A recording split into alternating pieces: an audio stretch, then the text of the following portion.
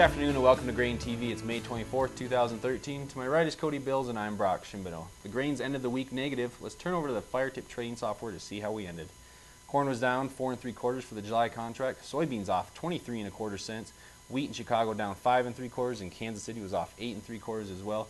You know, Cody, we kind of anticipated this yesterday, a little bit of selling going into this long holiday weekend, but it looks like soybeans really took it on the chin for the most part. Yeah, absolutely. You know, we talked about it a little bit yesterday. The type of trade activity that we saw on Thursday was very indicative of really a little bit more selling to come on today's trade. That happened. We ended up trading down 23 cents and 23 1/4 cents.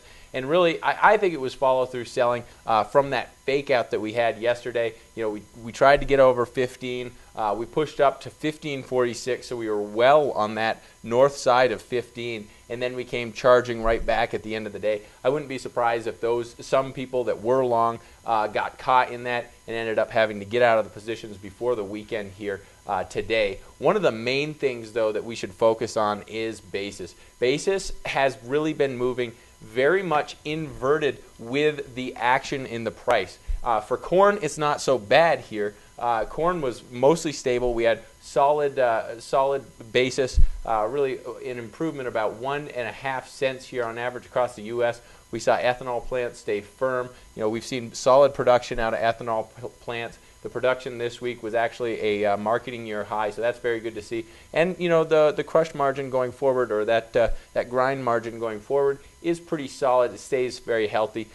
Where we see issues here is soybeans. Soybeans basis has absolutely collapsed in the last week. On average, across the U.S., we just saw a 51-cent decline in basis. This is just an absolute plummet in basis across the U.S. When you look at crush facilities, we saw 71-cent decline on average across crush facilities and 51-cent decline along the river. The bottom line here is I really think that a lot of this is coming from the fact that we had improved farmer sales because of the huge rally in price that we saw in the last 6 days, but also because of the convergence between the cash price and the futures price as we move toward the delivery period, or closer to the end of the trade for that July contract, which will be last trade here. Really, you know, we have about 3 or so weeks to go.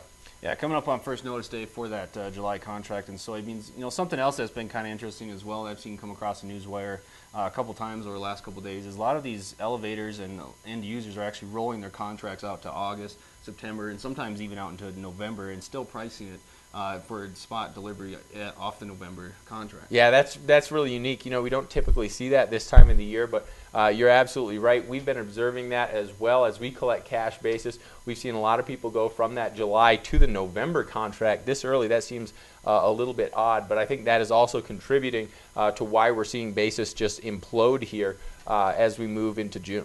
You know, something else that was interesting today is that we saw the deferred contracts actually stay in positive territory. The December corn contract, the November soybean contract, and I think a lot of what's driving those contracts is the weather that we have coming up over the weekend and into early next week. If we take a look at these weather maps provided by our weather intelligence company, Planalytics, that we use here, you can see that Sunday's forecast is looking a little bit more wet than what we should see over the next day or so. And then Monday, we're also looking quite a bit wetter, and then into Tuesday as well. And what they're saying here recently, we just got a report from them, is that 80% of the western corn belt is looking up to about 3 inches of rain or precipitation for the greater part of the western corn belt. Eastern corn belt is looking for about a 65% coverage there, with localized areas up to about 3 inches as well. So looking quite a bit wetter. It's going to keep some of these guys out of the fields over the next couple days, but to go along with that, it looks like the weather or the temperatures are supposed to be quite a bit warmer, so that's going to help the crops that are actually in the ground start to progress along their production cycle. So, of course, you know, those acres that haven't been able to get into the ground, sure, we have been able to make a little bit of progress in the last couple of days just because of the weather's, you know, not quite as rainy, but it looks like we're going to get some rain coming down the pipe, and it seems as though that'll keep a lot of producers out of the field. Do you think there's a chance that some of these acres that don't get planted here by next week, do you think there's a chance that they could switch over to soybeans? You know, I think there's definitely a chance, especially in some of those northern tier states that we're still just a little bit behind.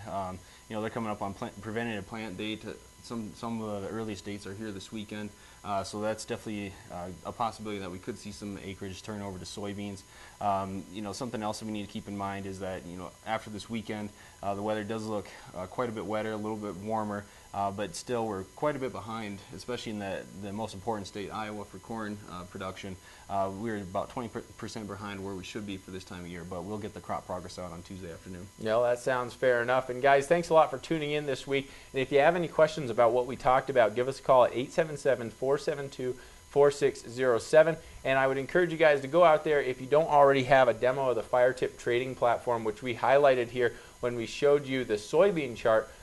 If you don't have that, you don't have access to the market at your home office, go ahead and take a demo. And you can actually get a demo at grainhedge.com. Just put in your name and email and phone number, and we can actually give you a walkthrough so you feel comfortable with it. But thanks a lot for tuning in. We'll see you back here on Tuesday.